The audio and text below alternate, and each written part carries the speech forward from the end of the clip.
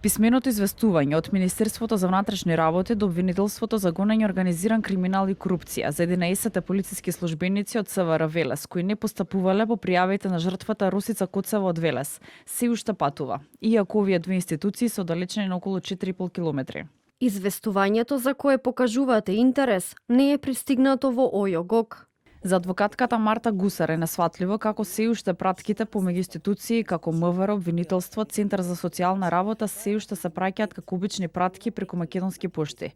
Гусар посочува дека познавајќи како функционира нашата пошта и за обичните пратки може да биде доцна со оглед на итни ситуации каде роковите се најкратки, а и адвокатите чекаат по 10-15 дена или со месеци. Проблемот е што кореспонденцијата не оди по нормална пошта која што треба да биде препорачана, брза, туку оди по обична пошта и затоа се случи Росица, односно се случи фемицидот на Росица, токму од цело време долго облекување, непреземање во рокови, действија, испраќање вака писма, што ги викам јас љубовни писма, кои што стигнуваат после 2 месеци, после месец дена, после 15 дена, и ова е еден системски проблем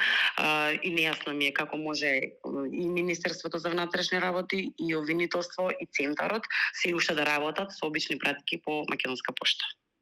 Претходно од Министерството за внатрешни работи преку писмено соопштение наведоа дека одделот за внатрешна контрола, криминалистички истраги и професионални стандарди извршил детални проверки во врска со постапувањето на СВР Велес по сите настани кои биле пријавени од страна на жртвата Росица Коцева. И во најголемиот дел од случаите полицијата постапувала согласно законските процедури, за што била поднесена и кривична пријава против пријавениот, која завршила со условна пресуда во судска постапка.